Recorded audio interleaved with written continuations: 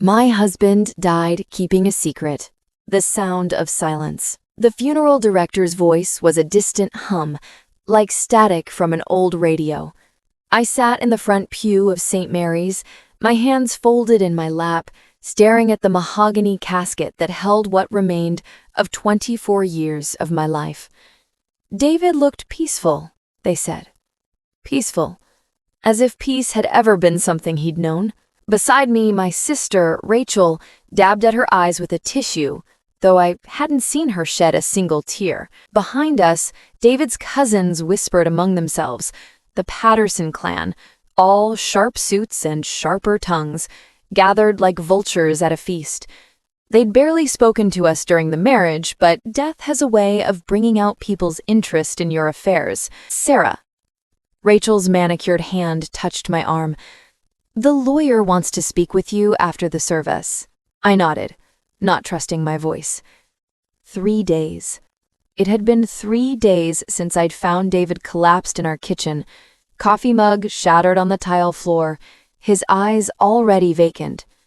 The doctors said it was his heart. Sudden cardiac arrest.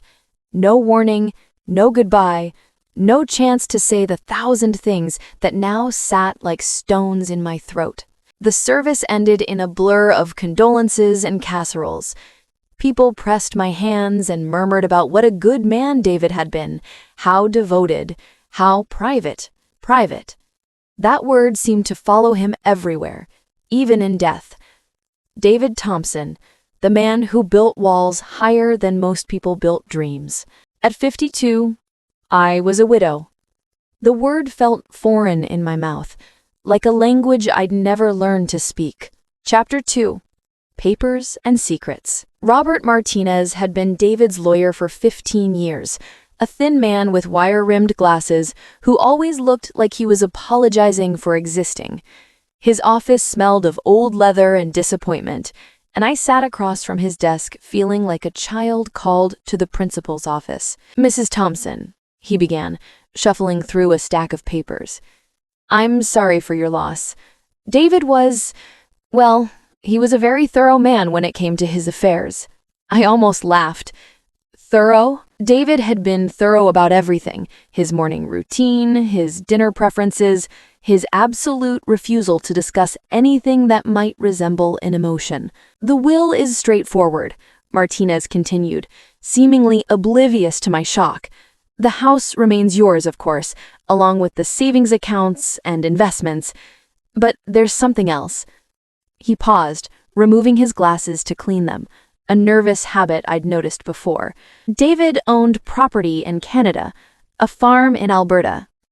My blood went cold. That's impossible. I have the deed right here. He slid a document across the desk.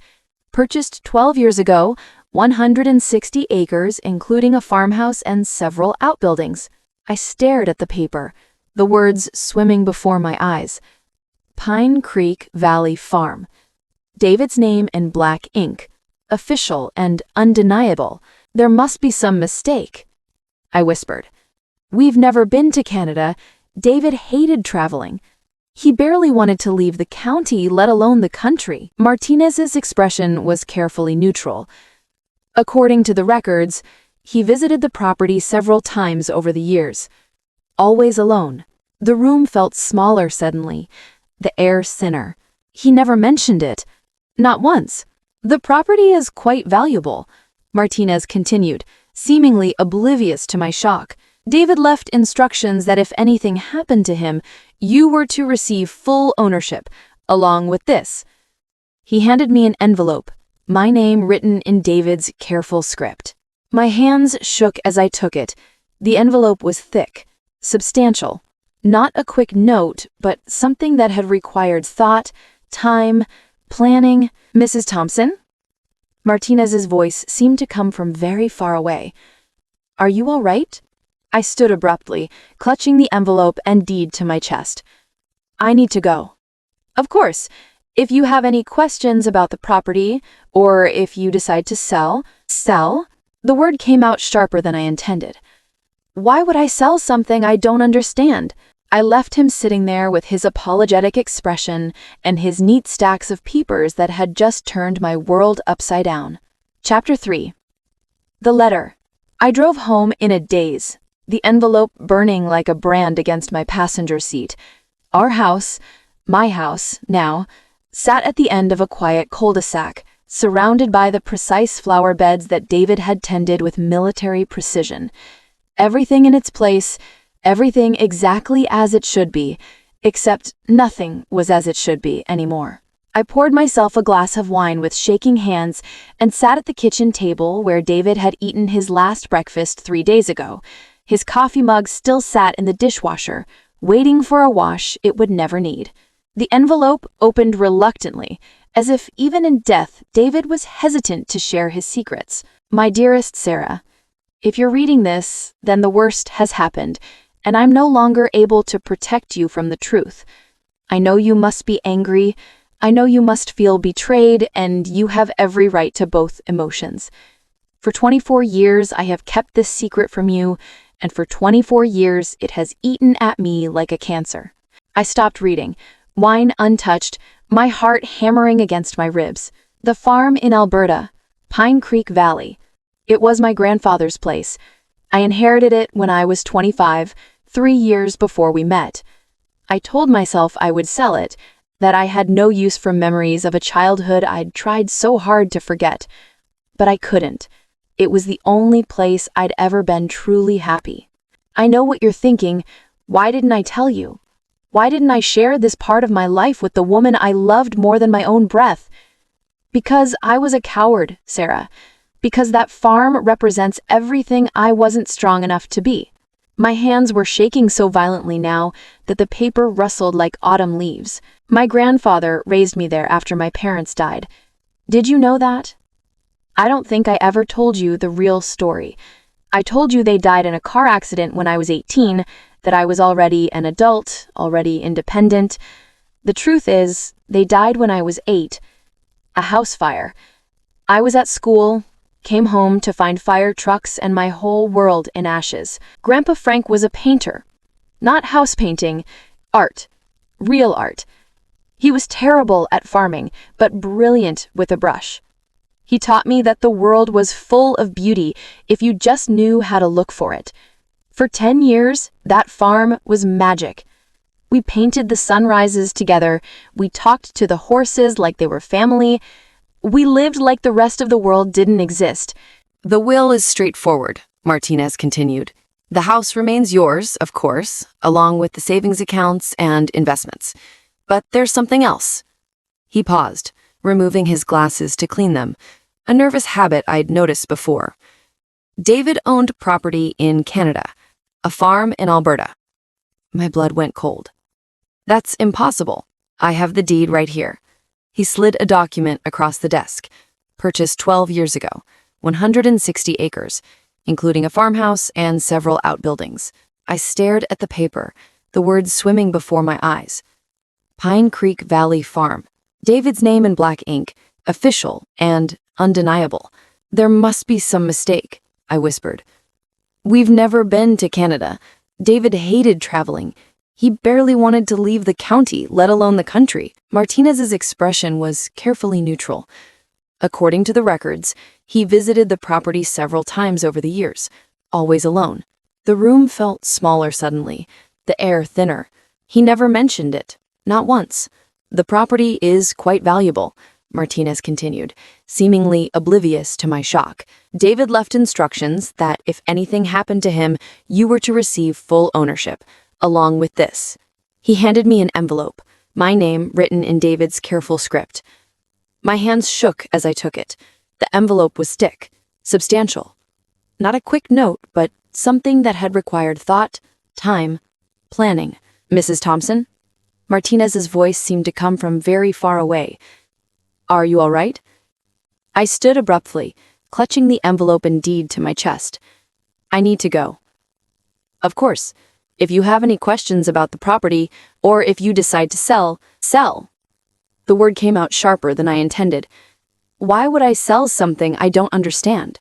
I left him sitting there with his apologetic expression and his neat stacks of papers that had just turned my world upside down. Chapter 3. The letter. I drove home in a daze, the envelope burning like a brand against my passenger seat. Our house, my house now, sat at the end of a quiet cul-de-sac, surrounded by the precise flower beds David had tended with military precision. Everything in its place, everything exactly as it should be. Except nothing was as it should be anymore. I poured myself a glass of wine with shaking hands and sat at the kitchen table where David had eaten his last breakfast 3 days ago. His coffee mug still sat in the dishwasher, waiting for a wash it would never need. The envelope opened reluctantly, as if even in death, David was hesitant to share his secrets. My dearest Sarah, if you're reading this, then the worst has happened, and I'm no longer able to protect you from the truth. I know you must be angry. I know you must feel betrayed, and you have every right to both emotions. For 24 years, I have kept this secret from you, and for 24 years, it has eaten at me like a cancer. I stopped reading, wine untouched, my heart hammering against my ribs. David's handwriting was usually so controlled, but here I could see places where his pen had pressed too hard, where emotions had bled through his careful composure. The farm in Alberta, Pine Creek Valley. It was my grandfather's place. I inherited it when I was 25, 3 years before we met.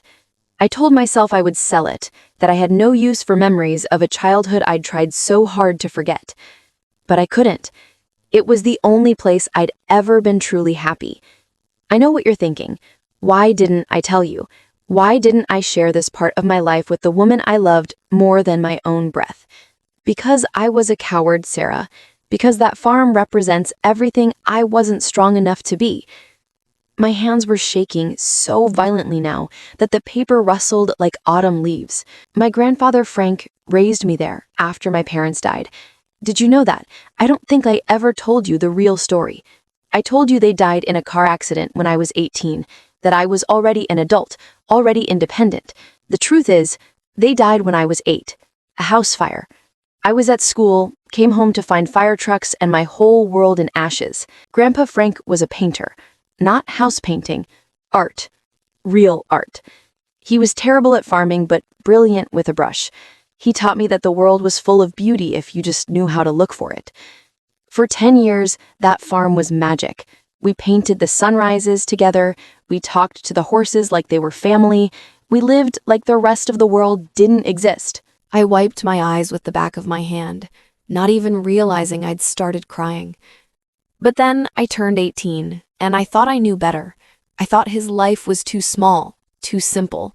I wanted the city, wanted to be important, wanted to be someone who mattered in the big world. I broke his heart when I left. He died 2 years later, alone on that farm, and I didn't even come back for the funeral. By the time I inherited the place, I was already becoming the man you would marry, closed off, careful, afraid to let anyone too close in case they left like I'd left him. But I couldn't sell the farm. I went back, year after year, trying to understand what I'd lost, trying to find the boy who used to believe in magic. The property is yours now, Sarah. I should have shared it with you. I should have brought you there, shown you the sunrises, let you meet the man I could have been. Instead, I kept it like a shrine to my own cowardice. If you go, and I hope you will, you'll find things there. Things I couldn't say to your face. Things I painted when the words wouldn't come. Maybe you'll understand then why I had to keep it secret. Maybe you'll forgive me for being too afraid to share the best part of myself with the best thing that ever happened to me. I love you, Sarah. I have loved you since the day we met, and I will love you beyond whatever comes next. The farm is my apology, my explanation, and my final gift to you. All my love, David. P.S. Don't let the Patterson cousins know about the property. They'll try to claim it, and they have no right to what we built together. I sat there for a long time after finishing the letter, watching the sun set through the kitchen window, feeling like I was seeing my husband clearly for the first time in 24 years. The careful man I'd married, the one who measured his words and his emotions like ingredients in a recipe.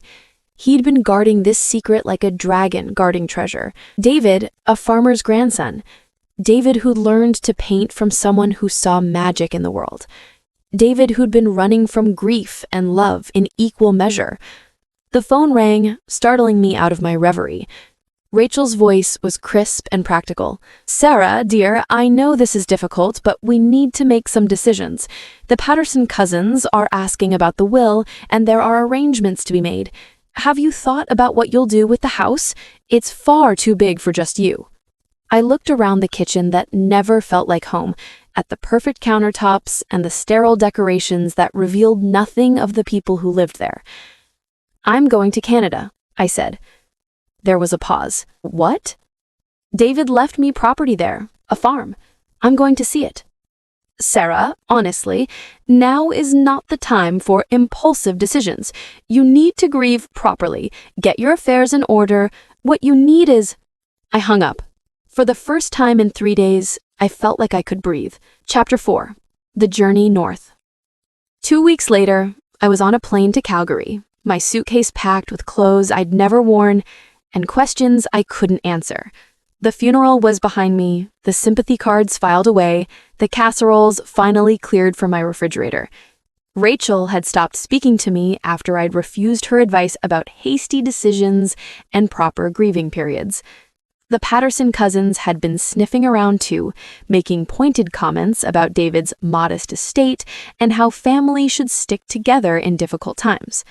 Martinez had fielded their calls with professional courtesy, but I could tell even he was getting tired of their transparent greed. The flight from Phoenix to Calgary took 4 hours, but it felt like traveling to another planet.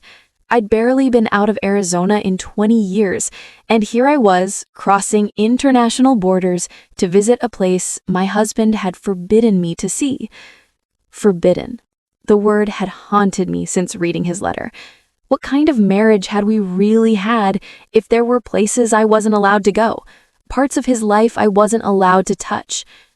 The rental car smelled like disinfectant and other people's lives. I followed the GPS north from Calgary, watching the landscape change from city to suburbs to rolling farmland that stretched to the horizon. Alberta in early autumn was nothing like Phoenix. Everything was green and gold, the sky vast and moody with clouds that promised rain. Pine Creek Valley was 2 hours north of Calgary, a town so small I almost missed it. Main Street was 4 blocks long, lined with buildings that looked like they'd been there since before I was born. Miller's General Store, Pine Creek Cafe, Anderson's Hardware, a gas station with a hand-painted sign advertising real coffee and friendly service. I stopped at the cafe needing caffeine and directions. The woman behind the counter was maybe 60, with silver hair pulled back in a ponytail and eyes the color of cornflowers. "You must be Sarah," she said before I could introduce myself. I nearly dropped my purse. "How did you—" "Honey, this is Pine Creek Valley, population 847 on a good day. We don't get many strangers, and Dave's been talking about his wife coming to visit for years." Her smile faltered. "I'm so sorry about what happened. Dave was, well, he was special to all of us." Dave. She called him Dave. "I'm Linda Anderson," she continued, extending her hand. "My husband Mike runs the hardware store. We were neighbors of sorts. Our place is about 5 miles from Pine Creek Valley Farm." "You knew him?" I asked, still stunned. "You knew David?" Linda's expression grew gentle. "Honey, Dave came through town every few months for 12 years. Of course we knew him. He'd stop by for coffee, chat about the weather, buy supplies for the farm, always asked about you, and always said someday he'd bring you up for a visit." She paused. We all wondered why he never did. My coffee grew cold as Linda talked. Dave, had been a regular here. People knew him, cared about him, expected him to bring his wife for a visit that never came. I felt like I was learning about a stranger. "The farm," I said, finally. "Can you tell me how to get there?" "Follow the main road north for about 3 miles, then turn left at the old red mailbox. You can't miss it. Dave painted it fresh every spring." Linda hesitated. Sarah, are you sure you're ready for this? It's been sitting empty for a few months now. Might be a bit overwhelming. I thought about David's letter, about the secrets he'd kept and the life he'd hidden from me. I need to see it. Of course you do. Linda scribbled something on a napkin. Here's my number. You call if you need anything, okay? Anything at all. Chapter 5. Pine Creek Valley Farm. The red mailbox stood like a sentinel at the end of a gravel drive that wound through stands of aspen and pine. Pine Creek Valley Farm. It read in neat white letters. D. Thompson. As if my husband had claimed this place in a way he'd never claimed anything in Arizona. The drive was longer than I'd expected, maybe half a mile through trees that were just starting to turn. When the farmhouse came into view, I had to stop the car and just sit there, trying to reconcile what I was seeing with the man I thought I'd known. It wasn't a grand place, a two-story farmhouse painted white with green trim, a wraparound porch that begged for rocking chairs and summer evenings. But it was beautiful in a way that took my breath away. It sat in a natural clearing, surrounded by pasture land that rolled gently toward distant mountains. A red barn stood to the left, and beyond it I could see other outbuildings scattered across the property like pieces of a puzzle that had been carefully arranged. But what stopped my heart were the horses. 3 of them grazed in the pasture closest to the house, a bay mare, a black gelding, and a paint with patches of brown and white. They looked up as I got out of the car, ears pricked forward with curiosity rather than fear. These weren't wild horses or abandoned animals. These were horses that knew humans, trusted them. Someone had been taking care of this place. The front door was unlocked, which should have surprised me, but somehow didn't. This felt like the kind of place where people didn't lock their doors, where trust was assumed rather than earned. I stepped inside and immediately understood why David had forbidden me to come here. The house was alive in ways our Arizona home had never been. The walls were painted in warm colors, sage green in the living room, deep blue in the kitchen, and a golden yellow in what appeared to be a dining room. But it wasn't the paint that took my breath away. It was the paintings. They covered every wall, dozens of them, maybe hundreds. Landscapes that captured the rolling hills and big sky I'd just driven through. Still lifes of wildflowers and weathered fence posts. Portraits of horses, their eyes so real I felt like they might step out of their frames. And everywhere, the light. David had captured the way light fell across this land like it was something sacred, something worth worshipping. I moved through the rooms like a sleepwalker, touching the edges of frames, trying to comprehend what I was seeing. This was David's work. My husband, who'd claimed he had no artistic ability, who'd never shown interest in anything more creative than spreadsheets and tax returns, he'd created all of this. In the kitchen, I found evidence of recent habitation. Fresh coffee in the pot, though it had long since grown cold, dishes in the sink, a newspaper from 2 weeks ago folded neatly on the counter. Someone had been here recently. Someone had been maintaining David's secret life. I climbed the stairs with trembling legs, not knowing what I'd find, but unable to stop myself from looking. The master bedroom was simple. A double bed with a quilt that looked handmade, a dresser, a window that looked out over the pastures. But it was the smaller bedroom that broke my heart. It had been converted into an art studio. Canvases leaned against the walls, some finished, some half completed. An easel stood by the window holding a painting of the 3 horses I'd seen outside. The light was perfect here, north-facing, steady, the kind of light every artist dreams of. But it was the paintings themselves that made me sink into the chair by the window and finally, properly grieve. They were all of me. Me sleeping in our bed in Arizona, morning light soft across my face. Me in the garden, hands dirty, laughing at something I couldn't remember. Me reading on the couch, lost in a book. Me making breakfast, captured in profile, unaware I was being watched. dozens of paintings spanning years showing me through David's eyes, and in every single one, I could see what I'd missed in life, how much he loved me. Not the careful, measured love he'd shown me day to day, but something fierce and desperate and absolutely devoted. The painting showed a woman who was cherished, adored, seen in ways I'd never realized. In the corner of the studio, I found a stack of sketchbooks, page after page of studies. My hands, my face, the way I tilted my head when I was thinking. Some were dated, and I realized David must have drawn these from memory during his visits here. He'd come to this place, this sanctuary he'd kept secret from me, and spent his time painting the woman he'd left at home. I cried then like I should have cried at the funeral, like I should have cried when I found him on the kitchen floor. I cried for the man I'd never really known, for the love I'd never fully understood, for the 24 years we'd spent together when we could have had this openness, this beauty, this truth. When I finally stopped, the sun was setting, painting the studio walls gold. I heard a sound outside and went to the window. A truck was pulling up the drive, and I felt a spike of panic. I wasn't ready to meet whoever had been taking care of this place, wasn't ready to explain who I was or what I was doing here. But then, the driver got out, and I saw it was Linda from the cafe. She moved toward the house with the confidence of someone who belonged here, and I realized she must be the one who'd been feeding the horses, maintaining the property, keeping David's secret alive even after his death. I met her on the front porch, suddenly conscious of my red-rimmed eyes and emotional exhaustion. "I brought dinner," she said simply, holding up a covered dish.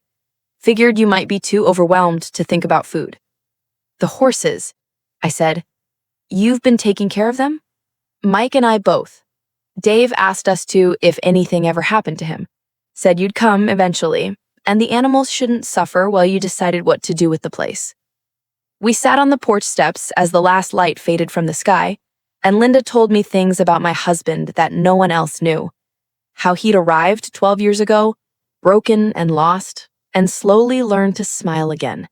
How he'd taught himself to paint by watching YouTube videos and checking out library books. How he'd bought the horses on impulse and then spent weeks learning how to care for them properly. "He talked about you constantly," Linda said. "Every conversation somehow came back to Sarah. What you were reading, something funny you'd said, how proud he was of your work at the library. We used to tease him about being lovesick after 20 years of marriage." Then why didn't he bring me here? The question had been burning in my chest all day. Linda was quiet for a long moment. "I think he was afraid." "Of what?" "That you'd see who he really was and decide you preferred the man he'd been pretending to be." Chapter 6. Discoveries. I stayed at the farm that night, in the bed David had slept in during his secret visits.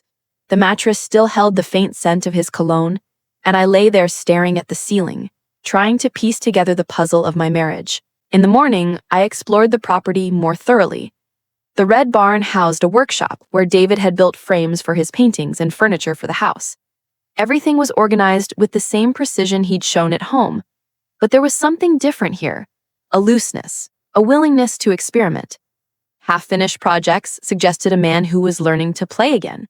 Behind the barn, I found a small cemetery with 3 weathered headstones. Frank Thompson, David's grandfather, who died 20 years ago, and beside him, 2 smaller stones for David's parents, who died in the house fire when he was 8. David had moved their bodies here, I realized. He'd brought his family home to this place that meant everything to him. The 3rd outbuilding was the biggest surprise. It had been converted into a gallery of sorts, with David's paintings hung salon-style on every available wall. These were different from the ones in the house, bolder, more experimental, abstracts that played with color and light, landscapes that pushed beyond simple representation into something more emotional, more raw. And in the center of the space, on a table surrounded by comfortable chairs, I found a stack of letters addressed to me. My name in David's handwriting, but these envelopes were thicker than the one Martinez had given me. I picked up the first one, dated 2 years ago. My dearest Sarah, I'm sitting in the gallery tonight, surrounded by paintings I'll never show you, writing a letter I'll never send. It's been raining all day, the kind of rain that makes the whole world feel clean and new. I wish you were here to see it. I've been thinking about courage today, what it means, what it costs, why I've never had enough of it when it came to you. Mike Anderson came by this morning to help me fix the fence in the south pasture, and he mentioned that his daughter is getting married next month. 40 years next week, he said about his own marriage. The best 40 years of my life. You know the secret. We decided early on that we wouldn't keep secrets from each other. Not the big ones, anyway. I wanted to tell him that some secrets are kept out of love, not lack of it. But I couldn't explain that without explaining everything. And I'm still not ready for everything. The painting I'm working on now, it's you again, but different this time. I'm trying to capture not what you look like, but what you feel like. Does that make sense? The way you make me feel like I'm home, even when we're 1,000 miles from anywhere that matters. The way you touch my hand when we're watching television, absent-minded and natural, like loving me is as easy as breathing. I want to bring you here, Sarah. I dream about it sometimes, showing you the sunrise from the kitchen window, teaching you to ride Star, the paint mare. I named her the way light catches in your eyes, painting your portrait in the north light of the studio. But I'm afraid too. Afraid you'll look at all of this and see it as proof that I've been lying to you for years. Afraid you'll realize that the man you married was just a shadow of who I could have been. Maybe someday I'll find the courage to share this place with you. Maybe someday I'll stop being so afraid of my own happiness. Till then, I'll paint you from memory and write you letters I'll never send. All my love, David. I read letter after letter, each one a window into the heart of a man I thought I'd known completely. David wrote about his struggles with depression, something he'd hidden from me for our entire marriage. He wrote about his art, the way painting had saved him from the darkness that threatened to swallow him whole. He wrote about his grandfather, the guilt he carried for leaving, the way this farm had become both sanctuary and penance. But mostly, he wrote about me, about how much he loved me, how afraid he was of losing me, how desperately he wanted to be the man I deserved. Each letter was an apology for his emotional distance, an explanation for the walls he'd built, a love song to the woman who'd somehow seen something worth loving in his carefully guarded heart. By the time I finished reading, the sun was high and I was emotionally exhausted. But I was also angry, furious, actually, in a way that surprised me with its intensity. How dare he keep this from me? How dare he assume I was too shallow, too judgmental, too small to love all of who he was? How dare he make the decision for both of us that this part of his life was too precious to share? I stormed out of the gallery and stood in the pasture, screaming at the sky, at the mountains, at the ghost of my husband who had loved me enough to paint me 100 times, but not enough to trust me with his truth. The horses watched me with patient eyes, and eventually my rage burned itself out, leaving behind a grief so deep it felt like drowning. Chapter 7. The Truth About Family. I'd been at the farm for 3 days when the lawyers showed up. I was in the kitchen, eating cereal for the 3rd meal in a row and staring at a painting of myself making breakfast when I heard cars on the gravel drive. Through the window, I watched 2 expensive sedans pull up to the house, disgorging men in suits who looked distinctly out of place in the rural setting. One of them I recognized, Robert Martinez, looking uncomfortable and apologetic as always. The others were strangers, but something about their predatory confidence told me exactly who they were before they knocked on the door. "Mrs. Thompson," Martinez said when I opened it. "I apologize for the intrusion. These gentlemen are representing the Patterson estate." The lead lawyer was a shark in an Armani suit, all teeth and aggression. "Mrs. Thompson, I'm William Patterson III, representing the interests of the Patterson family in the matter of my late cousin's estate." "David wasn't your cousin," I said flatly. "He was your second cousin, and you hadn't spoken to him in 15 years. William's smile never wavered. Family is family, Mrs. Thompson, and we have reason to believe that this property was purchased with funds that rightfully belong to the Patterson estate. That's ridiculous. Is it? Another man stepped forward, this one older, with silver hair and cold eyes.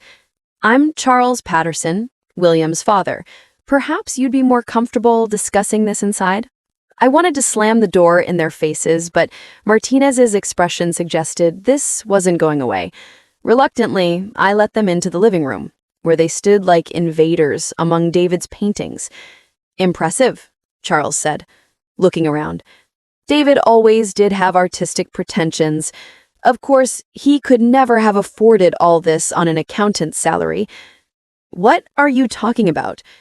William pulled out a briefcase and began arranging papers on the coffee table. My great-uncle left a substantial inheritance to his nephews when he died 25 years ago. David received approximately $400,000, which he claimed to have invested conservatively.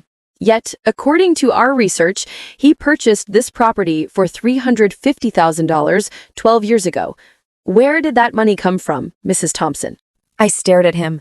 His inheritance, you just said so yourself. But that's where things get interesting. Charles's smile was arctic. You see, the inheritance came with certain conditions. The money was to be used for the benefit of the Patterson family name. Business investments, real estate in the family's home state of Arizona, education funds for future generations. It was not to be squandered on personal hobbies or secret properties in foreign countries. That's the most ridiculous thing I've ever heard, I said. David could spend his own money however he wanted. Could he? William pulled out another document. This is the original will. Very specific language about the proper use of the inheritance funds. And this, he produced what looked like a title search, shows that your husband used his inheritance money to purchase this property, in direct violation of the terms of the bequest. My head was spinning. Even if that were true, which I doubt, the statute of limitations would have run out years ago. Not in cases of fraud, Charles said smoothly, and not when the fraud was actively concealed from the other beneficiaries. We had no idea this property existed until your husband's death brought it to light. Martinez cleared his throat. Mrs. Thompson, perhaps you should consult with your own attorney before— No need for that, William interrupted. We're prepared to be reasonable. We understand that Mrs. Thompson had no knowledge of her husband's deception. We're willing to settle this matter quietly, without involving the courts or the media. How generous of you, I said dryly. We're prepared to offer you $100,000 for your interest in the property. You keep the house in Arizona, we take possession of this place, and everyone walks away happy. I looked around the room at David's paintings, at the evidence of a creative soul I'd never known existed, at the beauty he'd created and hidden from the world.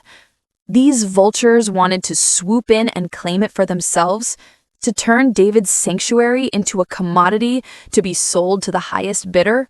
Get out, I said quietly. Mrs. Thompson, I don't think you understand. I understand perfectly, I said, my voice getting stronger. You're trying to steal my husband's legacy because you think I'm too stupid or too grief-stricken to fight you. You're wrong. Charles's friendly mask slipped. Mrs. Thompson, you're a librarian from Phoenix. You have no idea what you're up against. The Patterson family has resources, connections, legal expertise. We can make this very expensive and very public for you. Then I guess we'll see what happens. They left with threats disguised as legal advice, promising to file suit within the week. Martinez lingered, looking miserable. Sarah, they might have a case. If David really did use inheritance money to buy this place, and if there were conditions attached, then we'll fight it, I said. David left me this property for a reason. I'm not going to let those jackals steal it. After they left, I sat alone in the house, feeling overwhelmed and out of my depth. What did I know about fighting wealthy families with teams of lawyers? What did I know about inheritance law or property rights or any of this?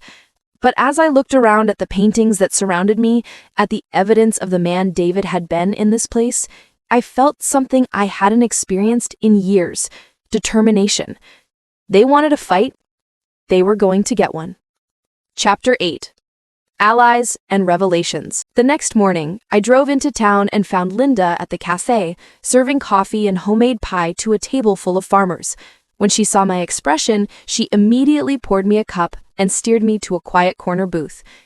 "What's wrong, honey?" I told her about the lawyers, about the Patterson family's claims, about their threat to take the farm. With each word, Linda's expression grew darker. "Those sons of bitches," she said, when I finished, loud enough that several customers turned to look. Linda didn't seem to care. "I'm sorry for the language, but that's exactly what they are. Dave told us about his family, bunch of vultures circling, waiting for him to die so they could pick his bones clean." "He talked about them?" "Oh, honey, he was terrified of them finding out about this place. Said they'd never understand what it meant to him, would just see dollar signs." She leaned forward, her eyes fierce. "But here's the thing. Dave was smart. Smarter than those city lawyers give him credit for. He documented everything, kept every receipt, every bank record, every piece of paper that proved this place was bought and paid for with his own money." My heart leapt. "Where?" "In the house somewhere. He showed Mike once. Had a whole filing system, organized like you wouldn't believe. Said if anything ever happened to him, you'd need those papers to prove the farm was legally yours." I spent the afternoon tearing the house apart, looking for David's hidden records. I found them finally in the most obvious place, a filing cabinet in his makeshift office in the basement, carefully labeled and organized, just like Linda had said. The truth was even better than I'd hoped. David had inherited $400,000 from his great-uncle. Yes, but he'd also inherited $200,000 from his grandfather's estate, plus another $150,000 from the sale of some property his grandfather had owned in town. The farm had been purchased with grandfather's money, not the Patterson inheritance. Every transaction was documented, every source clearly identified. But the real treasure was in a manila folder marked Insurance, Life. David had taken out a substantial life insurance policy 5 years ago, naming me as the beneficiary. But tucked behind the policy documents was something else. A video file on a USB drive, labeled simply, "For Sarah." I plugged the USB drive into David's laptop and sat back, my heart hammering, as his face filled the screen.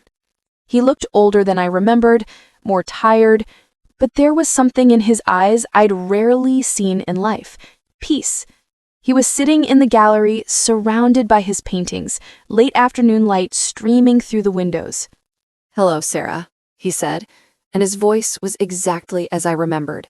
Careful and measured, but warm. "If you're watching this, then you've found the farm, and you've probably met some people who were trying to take it away from you. I'm sorry for that. I'm sorry for a lot of things." He paused, looking directly into the camera, and I felt like he was looking right at me. "I made this recording 3 months ago, after my second heart attack. Yes, there was a second one I didn't tell you about. The doctor said my heart was like a ticking time bomb, could go at any moment. That's when I realized I couldn't keep running from the truth anymore." My breath caught. He'd had another heart attack and hadn't told me? How many secrets had my husband been keeping? "The Patterson family has been sniffing around for years, Sarah. Ever since Uncle Harold died and left us that money, they've always believed they were entitled to more than they got, always looked for ways to claw back what the rest of us inherited. They hired a private investigator 5 years ago to look into my finances, trying to find evidence that I'd misused the inheritance somehow." The camera shook slightly as David adjusted it, and I could see his hands trembling. Even then, even making this confession that must have cost him everything, he'd been afraid. That's why I could never bring you here.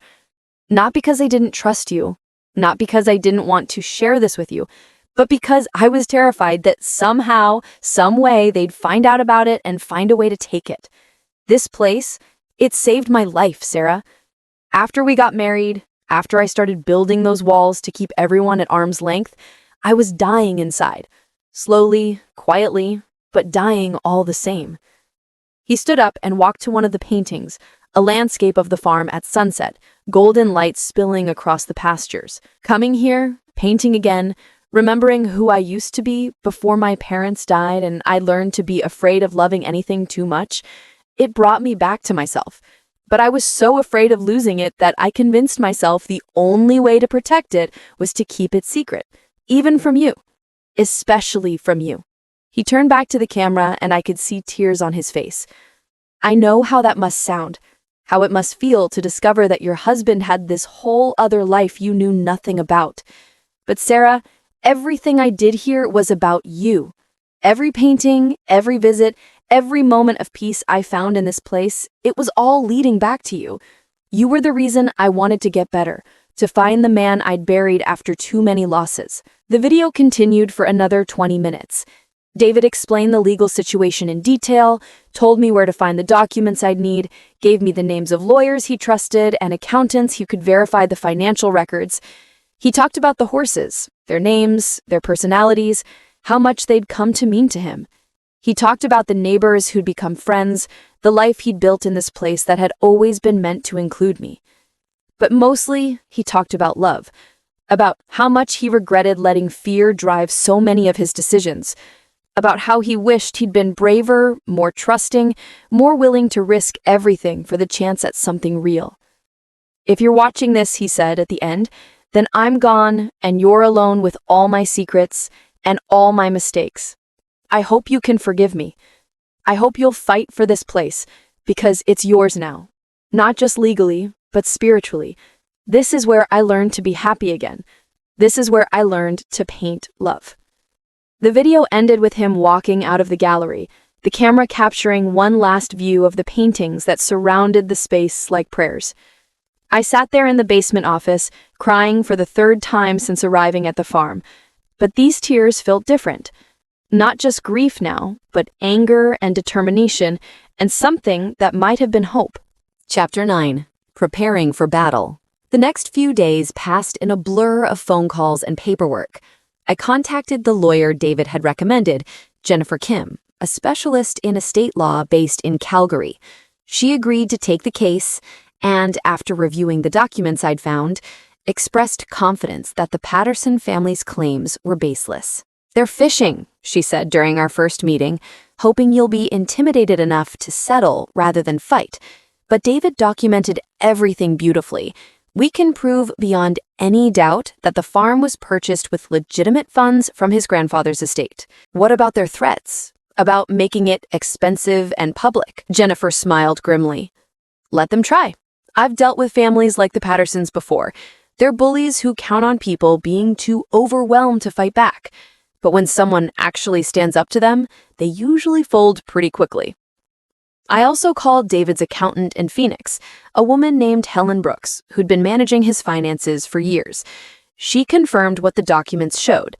David had been meticulous about keeping his various inheritances separate, had never commingled funds, and had paid for the farm entirely with money from his grandfather's estate. David was paranoid about his cousin's family, Helen told me. He always said they were looking for an excuse to challenge his inheritance. That's why he was so careful about documentation. But the most important call was to Tom Miller, the elderly man who ran the general store in Pine Creek Valley. When I asked if he remembered anything about David's grandfather, his voice warmed immediately. "Frank Thompson? Of course I remember old Frank. Wonderful man, even if he was a terrible farmer." Tom chuckled. "Used to sell his paintings right here in the store. Tourists loved them, said they captured the real Alberta, you know? Frank made good money from his art, probably more than he ever made from farming." "Do you know anything about property he might have owned?" "Oh, sure. Frank owned 3 lots downtown, bought them when land was cheap, held on to them for decades. When he died, David inherited them and sold them to a developer. Made a pretty penny too, from what I heard." This was perfect. Not only did I have documentation proving David had used grandfather's money to buy the farm, but I had witnesses who could testify to the source of those funds. Over the next week, I threw myself into preparing for the legal battle. Jennifer filed a motion to dismiss the Patterson family's lawsuit, arguing that their claims were frivolous and without merit. She also filed a countersuit for harassment and attempted fraud, seeking damages and legal fees. But more importantly, I began to understand something about myself that I'd never recognized before. For 24 years, I'd been content to let David make the decisions, to live the safe, quiet life he'd chosen for us. I'd never pushed, never demanded more, never insisted on being included in parts of his life that he wanted to keep private. I told myself it was respect for his boundaries, but now I wondered if it had just been fear of conflict, fear of demanding too much, fear of discovering that I wasn't as important to him as I wanted to believe. The farm was teaching me something different. Here, surrounded by David's art and his secret life, I felt like I was discovering parts of myself I'd forgotten existed. The woman who used to dream of traveling, of adventure, of a life bigger than the careful boundaries we'd constructed in Phoenix. I started riding the horses, tentatively at first, with Linda's patient instruction, then with growing confidence. Star, the paint mare David had named after my eyes, seemed to sense my inexperience and was gentle with me. Thunder, the black gelding, was more spirited, but responded well to a firm hand. And Maple, the bay mare, was the perfect middle ground, calm enough for a beginner, but with enough personality to keep things interesting. I also began painting. Not well. I had none of David's natural talent, but with a sense of freedom I hadn't felt in years. I painted the sunrise from the kitchen window, the view David had wanted to share with me. I painted the horses in the pasture, trying to capture what he'd seen in their eyes. I painted my own hands, rough and dirty from farm work, and was surprised to see strength there I'd never noticed before. The legal battle heated up as the Patterson lawyers realized I wasn't going to roll over. They filed motion after motion, demanding financial records and depositions and expert testimony about the value of the property. Jennifer countered every move with professional precision, but she warned me that this could drag on for months. They're trying to exhaust you, run up your legal bills until you can't afford to fight anymore. It's a classic bully tactic. Let them try, I said. I'm not going anywhere. And I meant it. Somewhere in the process of fighting for David's legacy, I'd found something I'd lost years ago, my own fighting spirit. The quiet, accommodating woman who'd spent 24 years tiptoeing around her husband's emotional walls was gone, and in her place was someone I barely recognized, but was beginning to like very much. Chapter 10. The Heart of the Matter. The depositions were held in Calgary, in a sterile conference room that felt like a tomb compared to the warm living spaces of the farm. I sat across from William Patterson III and his team of lawyers, Jennifer beside me, while a court reporter captured every word. For 3 hours, they grilled me about my marriage, my finances, my knowledge of David's activities. William was particularly aggressive, trying to paint me as either complicit in some imaginary fraud or hopelessly naive about my own husband's actions. "Mrs. Thompson," he said, leaning forward with predatory intensity, "are you seriously asking us to believe that in 24 years of marriage, your husband never once mentioned owning property in Canada?" "That's exactly what I'm saying. Never mentioned the substantial sums of money he was spending on this property, the travel expenses, the maintenance costs, the purchase of livestock? No. And you never questioned where he was going on his frequent trips out of town?" I met his eyes steadily. David traveled for work sometimes. I trusted my husband. William's smile was razor sharp. "How convenient. And now, miraculously, you've discovered documentation that perfectly supports your claim to this valuable property. Documents that were somehow invisible to our private investigators, but readily available to you." Jennifer intervened before I could respond. "Are you accusing my client of fabricating evidence, counselor? Because that's a very serious allegation." "I'm simply noting the suspicious timing of these discoveries. The documents were found in Mr. Thompson's personal files, in his own home, a home your clients never had legal access to, I might add." The questioning continued, but I could see that William was frustrated. Every time he tried to paint me as either a co-conspirator or an incompetent victim, the facts got in his way. David's documentation was too thorough, too consistent, too clearly legitimate. During a break, I stepped outside for air and found Charles Patterson smoking a cigarette in the parking lot. He looked older up close, more tired, and for a moment I felt something that might have been sympathy. "Mrs. Thompson," he said when he saw me, "perhaps we could speak privately." "I don't think that's a good idea." "Please, just for a moment." He dropped his cigarette and ground it under his heel. "I want you to understand something. This isn't personal." "It feels pretty personal." He sighed. David was always the smart one in the family. While the rest of us were struggling to make something of ourselves, he had this easy way with numbers, with people. Everything just seemed to work out for him. "Are you kidding me?" I stared at him in disbelief. David struggled every day of his life. He lost his parents when he was 8 years old. He was so damaged by grief and trauma that he could barely let anyone close to him. "But he had money," Charles said, as if that explained everything. "The inheritance, his career, and now this property worth millions. Meanwhile, my family has been fighting just to stay afloat." "So you decided to steal what doesn't belong to you?" "We decided to ensure that family money stays in the family," he said stiffly. "David had no children. When you die, where does all this wealth go? To strangers? To charity? Why shouldn't it come back to his blood relatives?" I looked at this man, this bitter, grasping man, who saw David's life only in terms of dollars and cents, and felt a surge of protective fury. "You want to know where it goes?" I said quietly. "It goes to continuing what David started. That farm isn't just property. It's a sanctuary. It's art and beauty and love made manifest. It's proof that broken people can heal, that beauty can grow from pain, that love can exist even in the midst of fear." "Pretty words," Charles said, "but words don't pay legal bills." "No," I agreed, "but truth does. And the truth is that David earned every penny that bought that farm.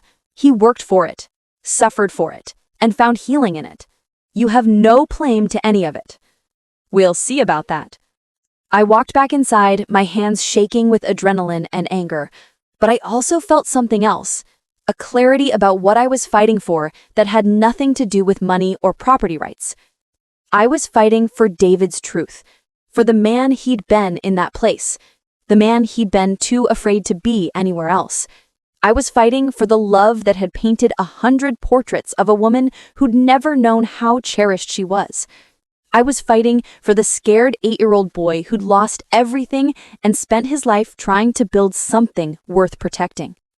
And maybe, just maybe, I was fighting for myself too, for the woman who'd spent 24 years accepting less than she deserved because she'd been afraid to ask for more. Chapter 11. Revelations and Reckoning. The breakthrough came from an unexpected source. Tom Miller called me 3 weeks into the legal battle, his voice excited and slightly out of breath. "Sarah, honey, you need to get down here right away. I found something in my store records that you're going to want to see." I drove into town immediately and found Tom in the back room of his general store, surrounded by boxes of old receipts and ledgers. "Been going through my father's old records," he explained. "He ran this store before me, and he kept everything. Every receipt, every transaction, every sale going back 50 years. Look at this." He handed me a faded receipt book open to a page dated 15 years ago. It showed a sale to D. Thompson for art supplies, canvases, paints, brushes. But what caught my eye was the customer address, Pine Creek Valley Farm. "David was buying supplies here 15 years ago?" I asked, confused. "But he only bought the farm 12 years ago." Tom grinned. "That's when I thought too. But then I kept digging. He pulled out another ledger, this one even older. Look at this. Page after page of transactions, all to F. Thompson at the same address. Art supplies, farming equipment, hardware, groceries. The dates went back 25 years. Frank never sold the farm," Tom said quietly. He died 20 years ago, but the farm was never sold. David inherited it when Frank died, but he told everyone he'd sold it. He's been lying about this for 20 years. My mind reeled. If David had inherited the farm 20 years ago, then he'd owned it for 3 years before we even met. Our entire marriage had been built on this fundamental deception. "There's more," Tom said gently. He pulled out a manila folder thick with papers. "Frank used to store some of his important documents here, said he didn't trust banks, and my father had a good safe. When Frank died, David came and got most of the papers, but he left these." Inside the folder were letters. Dozens of them, written in David's careful script but addressed to Frank Thompson.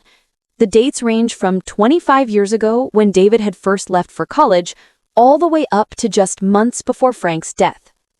I opened one at random, my hands shaking. "Dear Grandpa, I got your letter about the farm needing repairs. I've enclosed a check for the roof work. Please don't try to do it yourself. I know you think I don't care about the place anymore, but that's not true.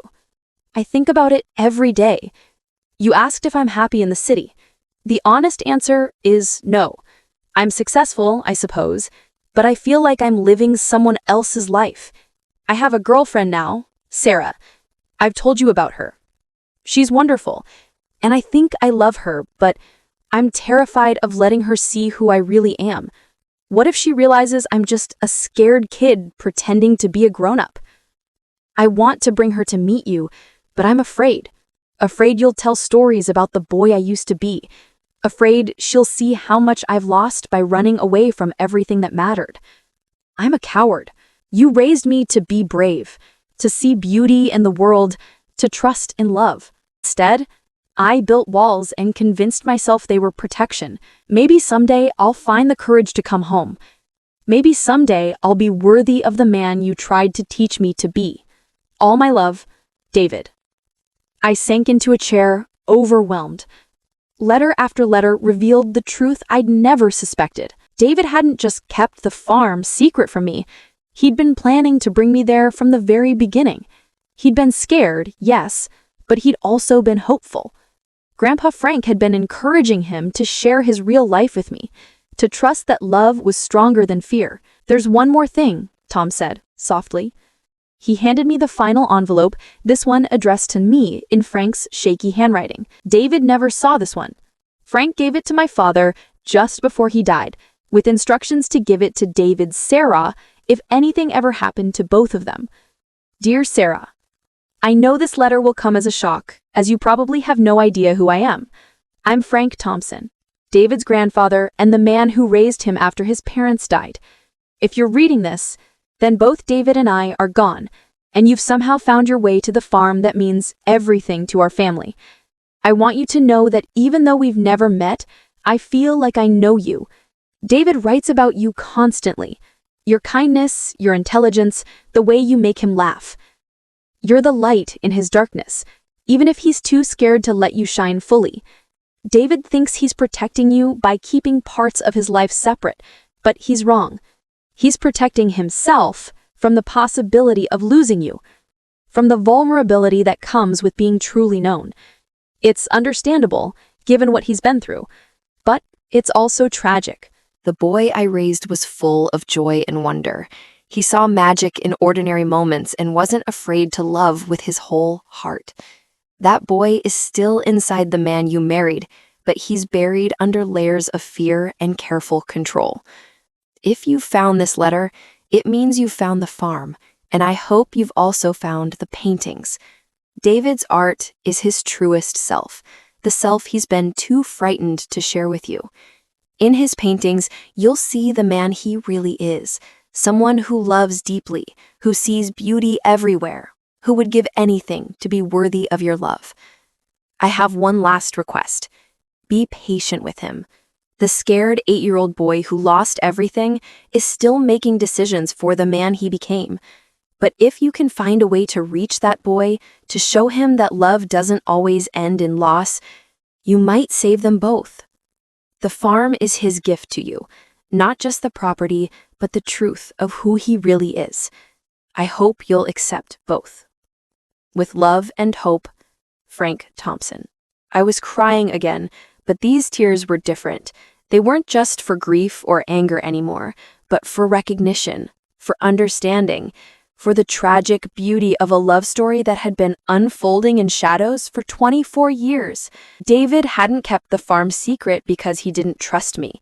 He'd kept it secret because he trusted me too much, trusted that I might love him enough to see past his carefully constructed walls. And he'd been terrified that if I saw who he really was, I might choose to leave. Chapter 12. The Trial. The legal battle came to a head in a Calgary courtroom 6 weeks after it began. The Pattersons had assembled an impressive team of lawyers and expert witnesses, all prepared to argue that David had fraudulently used inheritance funds to purchase the farm. But we had something they didn't: the truth. Jennifer presented the evidence methodically. Bank records showing the source of funds for the farm purchase, all traceable to Frank Thompson's estate.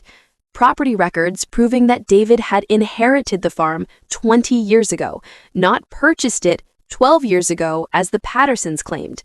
Tom Miller's store records documenting decades of transactions that proved continuous family ownership. But the most powerful evidence was David himself, speaking from beyond the grave through his letters and his art. Jennifer had arranged for several of David's paintings to be brought to the courtroom as evidence of his long connection to the property. When the judge saw them, landscapes painted with intimate knowledge, portraits of neighbors who'd known him for years, studies of light and seasons that could only come from decades of observation, even she seemed moved. "These paintings tell a story," she argued in her closing statement, "a story of a man who found healing and purpose in a place that had been in his family for generations, a man who was so afraid of losing what he loved that he convinced himself the only way to protect it was to keep it secret, even from the woman he adored." She walked to the easel displaying one of David's portraits of me, painted in the north light of his studio. David Thompson didn't steal this property from anyone. He inherited it, legally and completely, from the grandfather who raised him and loved him. He maintained it, improved it, and found in it the peace that had eluded him since childhood. The Patterson family's claim is not based on law or equity. It's based on greed, pure and simple. William Patterson III's closing argument was all bluster and innuendo, trying to paint David as a master manipulator and me as either his accomplice or his victim. But when the judge asked him to produce any concrete evidence of fraud or misappropriation, he had nothing but speculation and wishful thinking. The judge's ruling was swift and decisive. The evidence clearly shows that the property known as Pine Creek Valley Farm was legally inherited by David Thompson from his grandfather's estate 20 years ago. The plaintiff's claims of fraud or misappropriation are not supported by the evidence and appear to be based on misunderstanding or willful misrepresentation of the facts. She ordered the Patterson family to pay all court costs and legal fees, and issued a restraining order preventing them from further harassment of me or interference with the property. Outside the courthouse, William Patterson III tried one last time to intimidate me. "This isn't over," he said. "We'll appeal. We'll find other grounds to challenge this." "No," I said quietly. "It is over. David is at peace now. And so am I. If you can't find peace in your own life without trying to steal it from others, that's your problem, not mine." Charles Patterson looked older somehow, defeated. "You don't understand what it's like," he said, "watching everyone else succeed while you struggle." "You're right," I said. "I don't understand that, but I understand something else. David didn't succeed despite his struggles. He succeeded because of them. Every loss taught him something about love. Every fear made him more grateful for moments of peace. Every wall he built made him more determined to find ways to tear them down." I looked at these bitter, grasping men and felt something I hadn't expected: pity. David would have helped you if you'd asked. He would have shared what he had, the way he always shared with people who needed it. But you chose to try to take instead of asking to receive. That's the real tragedy here. I walked away from them and didn't look back. Chapter 13. Coming Home. 6 months after David's death, I was sitting on the porch of Pine Creek Valley Farm, watching the sunrise paint the sky in shades of gold and rose. Star grazed peacefully in the pasture, and the morning air carried the scent of wildflowers and new growth. I'd made my decision. Phoenix felt like a prison now, full of memories of the half-life I'd been living without knowing it. The farm, on the other hand, felt like coming home to myself. The logistics had been complicated but manageable. I'd sold the house in Phoenix and transferred my library job to the regional branch in Calgary. I'd become a Canadian resident, learned to drive on icy roads, and discovered that I actually enjoyed the brutal honesty of prairie winters. But more than that, I'd learned things about myself that I'd never suspected. I could ride a horse, repair a fence, and negotiate with contractors who tried to take advantage of the city lady. I could paint. Not well, perhaps, but with growing confidence and joy. I could live alone without being lonely, find peace in solitude without hiding from the world. I'd also learned something about love. The marriage I thought was built on quiet companionship had actually been built on passionate devotion that was too afraid to speak its name. David had loved me with the intensity of a man who'd lost everything once and was determined to never lose it again. He'd painted me like other men might write love songs, capturing not just what I looked like, but how he made me feel.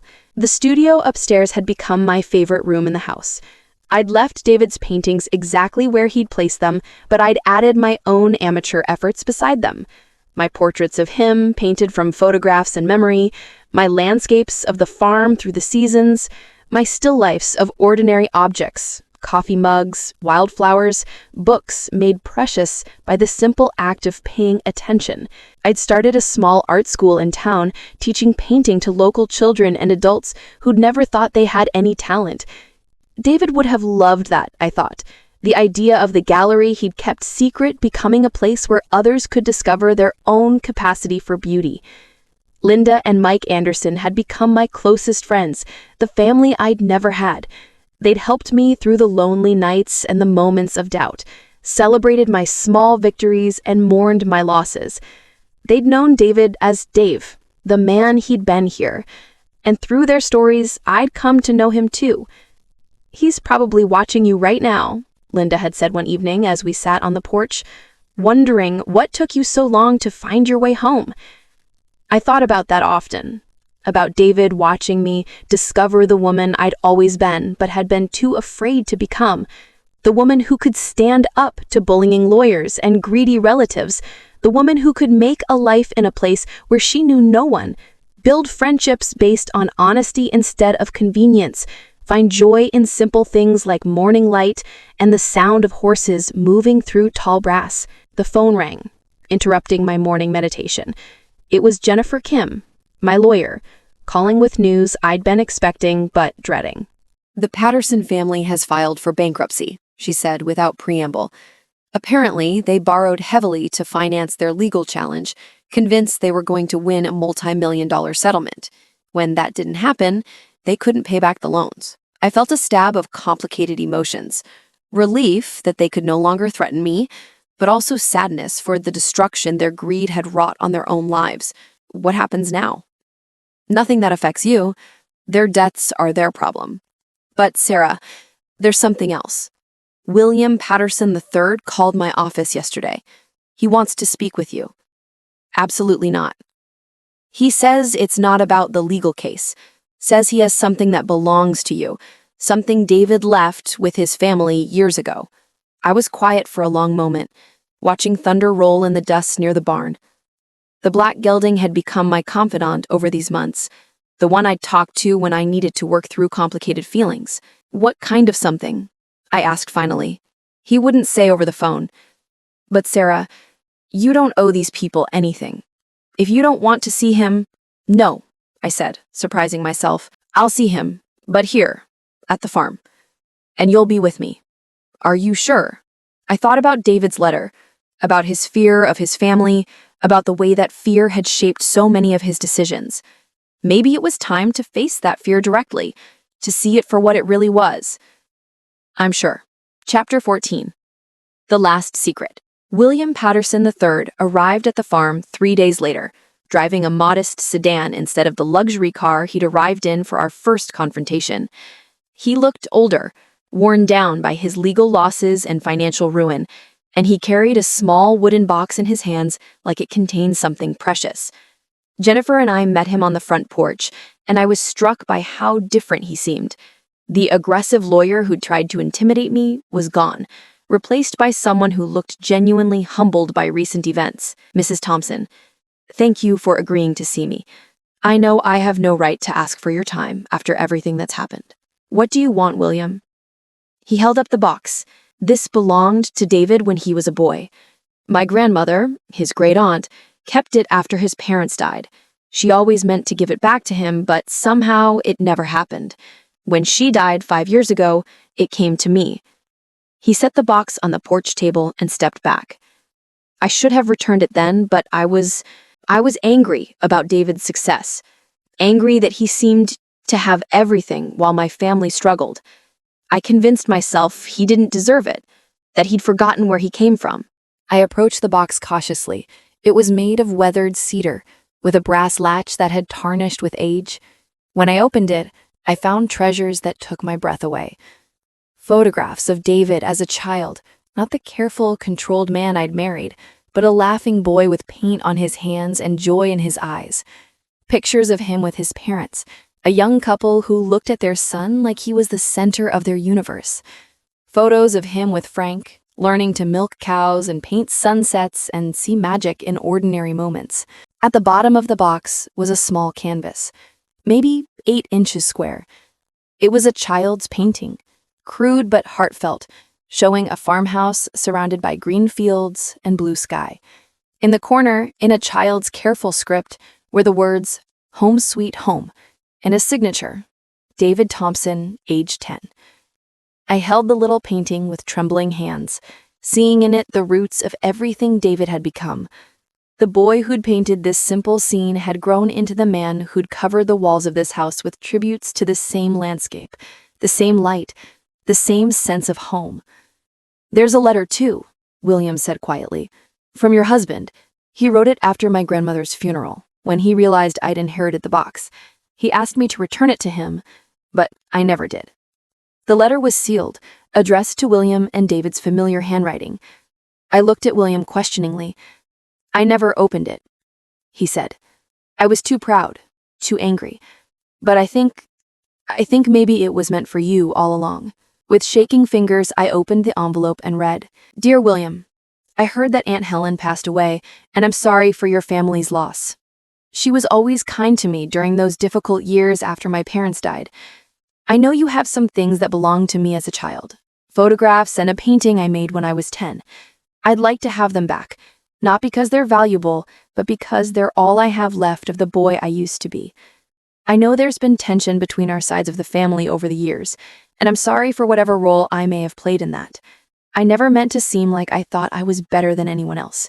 The truth is, I've spent most of my adult life feeling like I wasn't good enough for anything. Not good enough to honor my parents' memory, not good enough to make my grandfather proud, not good enough for the incredible woman I married. If something happens to me before we have a chance to resolve this, I'd like you to know that I never forgot where I came from. Every success I had, every moment of happiness, every day I spent with Sarah, it all grew from the roots that were planted on that farm in Alberta. The boy who painted that little picture of home never stopped believing in the magic of that place, even when the man he became was too afraid to trust in it completely. I hope someday you and your family can find the peace that has eluded all of us for too long. We're family, William, even if we've forgotten how to act like it. Family should lift each other up, not tear each other down. We hope we can do better. With love and hope for reconciliation, David." I looked up at William, who was staring out at the pasture where the horses grazed in the afternoon sun. There were tears on his cheeks. "He was a better man than I ever gave him credit for," he said quietly. "And I was so consumed with envy that I couldn't see it. He would have helped you." I echoed the words I'd spoken outside the courthouse. "If you'd asked, if you'd approached him with honesty instead of greed, he would have found a way to help. I know that now. William turned to face me, and I saw genuine remorse in his eyes. My family has lost everything. Our house, our business, our reputation. But maybe that's what we needed to lose to find our way back to who we were supposed to be. He reached into his jacket and pulled out another envelope, this one with my name on it. There's one more thing. David wrote this letter to you 20 years ago, right after he inherited the farm. He gave it to my grandmother for safekeeping, with instructions to give it to you if he died before he could bring you to the farm himself. My hands were shaking so violently I could barely hold the envelope.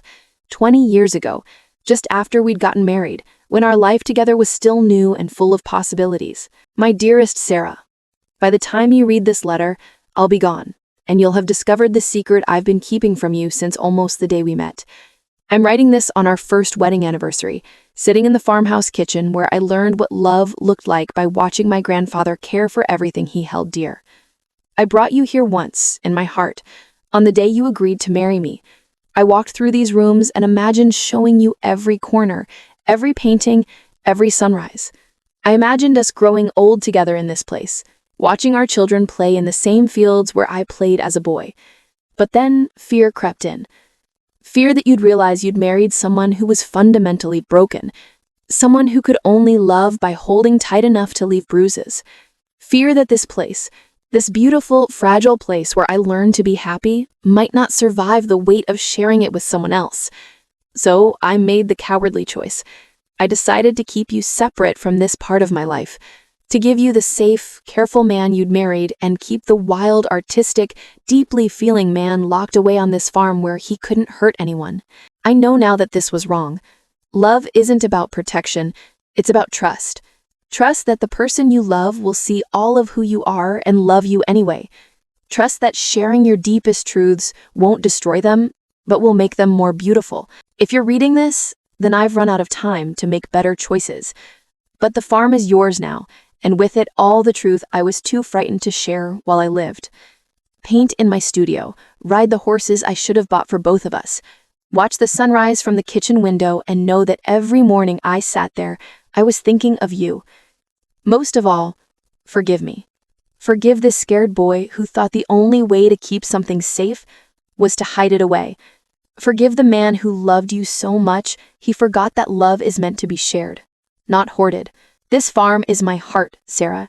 I'm giving it to you because you are my heart, and hearts are meant to be given freely. Forever yours, David.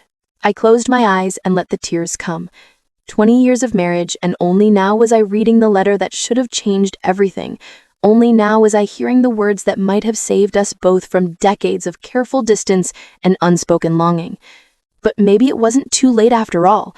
Maybe love could transcend time, could bridge the gap between what was and what might have been. Maybe David's gift to me wasn't just the farm or the paintings or even the truth about who he'd been. Maybe his gift was the chance to become who I was always meant to be. I looked up at William, who was watching me with something like wonder. "What will you do now?" I asked. Start over, I suppose. My wife and I are moving to a small town in Montana, far away from all this. I'm going to teach high school English.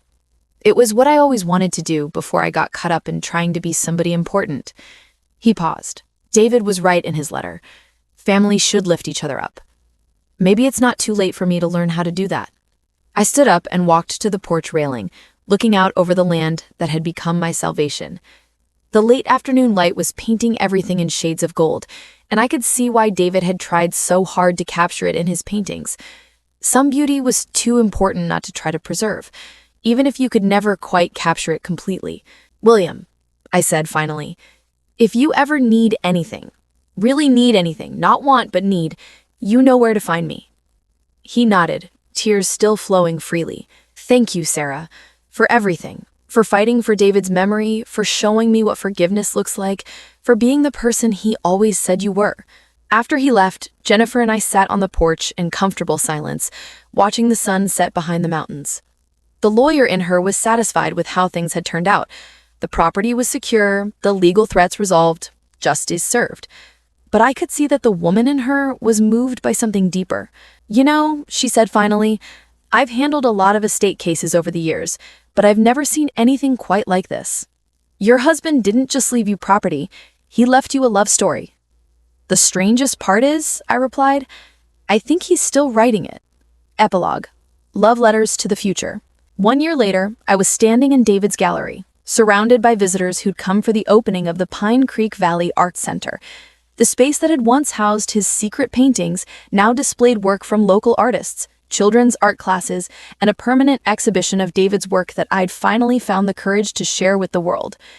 The centerpiece of the exhibition was the series of portraits he'd painted of me, displayed alongside my own amateur attempts at capturing him. The contrast was striking. His skilled, loving renderings of a woman he'd observed for decades, and my clumsy but heartfelt attempts to see him clearly for the first time. But visitors seemed to understand what they were looking at. Love made visible. Devotion translated into color and light. The conversation between two hearts that had taken 24 years to learn each other's language. "These are extraordinary," said a woman from Calgary, standing before David's Sunrise series. "The way he captured the light, it's like he was painting emotion itself." "He was," I said quietly. "That's exactly what he was doing." I moved through the crowd, accepting congratulations and answering questions about David's life and work. The story had gotten some media attention: the grieving widow who'd discovered her husband's secret artistic life, the legal battle with greedy relatives, the transformation of a private sanctuary into a public celebration of art and healing. But the real story was quieter, more personal. It was about a scared boy who'd grown into a frightened man, and a woman who'd finally learned to see past the walls he'd built to the love that lived behind them.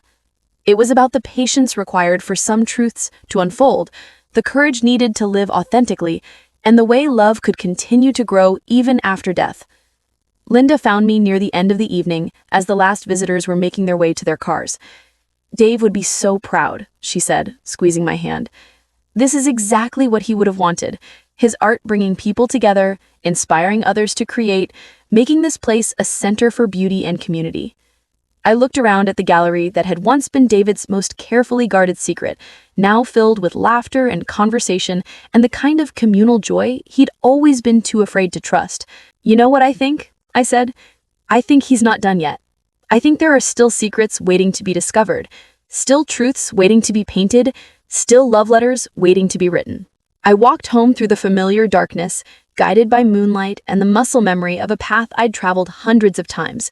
The farmhouse glowed warmly in the distance, and I could see Star and Thunder and Maple moving like gentle ghosts in the pasture. In the kitchen, I made myself a cup of tea and sat at the table where David had written so many letters he'd never sent. I opened my journal, a habit I'd developed since moving to the farm, and began to write. "Dear David, today we opened the gallery to the public for the first time. More than 200 people came to see your work, to learn your story, to understand what this place means. They saw your paintings, and they saw love itself made visible. I've been thinking about time lately, how it moves in circles instead of straight lines, how the past keeps revealing itself in new ways, how love can grow stronger after death than it ever was in life. When you painted me sleeping in our bed in Arizona, you were seeing something I couldn't see myself, the peace that comes from being truly known by someone who chooses to love you anyway. Now I see it too. In my own face in the mirror, in the way I move through these rooms that have become home, in the confidence I've found to share your truth with the world. You asked me to forgive you for keeping secrets, but there's nothing to forgive. Every secret you kept was a gift you were preparing, a truth you were learning how to share. The farm, the paintings, the letters, they're all love songs you were writing for a future you couldn't see but trusted enough to believe in. I'm different now than I was when you died. Stronger, braver, more willing to risk everything for the chance at something real. I think you'd like who I've become. I think you'd recognize her. She's the woman you saw in all those paintings, the one who was always there but was too afraid to step fully into the light. Tomorrow I start my first workshop, Finding Your Voice Through Art. 12 women from town who've never picked up a paintbrush but are ready to try. I'll teach them what you taught me, that beauty isn't about perfection, it's about honesty. That art isn't about talent, it's about courage. That love isn't about holding on, it's about letting go. The farm is thriving, the horses are healthy and happy, the gallery is becoming what we always dreamed it could be. A place where broken people can find healing, where beauty can grow from pain, where love can be shared instead of hoarded. and I'm learning something new every day about the difference between being alone and being lonely. You're gone, but you're not absent. Every sunrise I watch from the kitchen window is a conversation with you. Every painting I attempt is a letter I'm writing to your memory. Every person who finds something beautiful or healing in this place is proof that love multiplies when it's shared. I miss you, David. I miss the man you were here, in this place where you felt safe enough to be completely yourself, but I also feel closer to you than I ever did in life, because now I know all of you. The scared boy, the careful man, the passionate artist, the devoted husband who loved me enough to leave me everything he was. Thank you for the farm. Thank you for the paintings. Thank you for the truth, even though it took 24 years to reach me. Thank you for loving me enough to become brave, even if it happened too late for us to be brave together. But mostly, thank you for teaching me that it's never too late to become who you're meant to be, that love can transcend time and fear and even death itself, that some stories don't end when the last page is turned. They just begin a new chapter in a different heart. I love you, David Thompson. I loved the man I married, but I love even more the man I discovered after you were gone. And I promise to spend whatever time I have left honoring both, the careful love we shared in life and the fearless love you're still teaching me in death. Forever yours, Sarah. I closed the journal and sat in the quiet kitchen, feeling the peace that comes from speaking truth into darkness. Outside, an owl called across the fields, and somewhere in the distance, I could hear the gentle sound of horses moving through the night. David had kept a secret that changed everything. But in the end, his secret wasn't really about the farm or the money or even the art. His secret was about love, how much of it he'd carried, how afraid he'd been to share it fully, and how powerful it became once it was finally set free. Now it was my secret too, and my joy and my responsibility. To tend the beauty he'd created, to share the truth he'd discovered, to love with the courage he'd spent a lifetime learning to find. The farm would endure, the paintings would inspire, the story would continue to unfold in ways neither of us could have imagined. And somewhere, in the space between memory and hope, between what was lost and what was found, David Thompson was finally, completely home.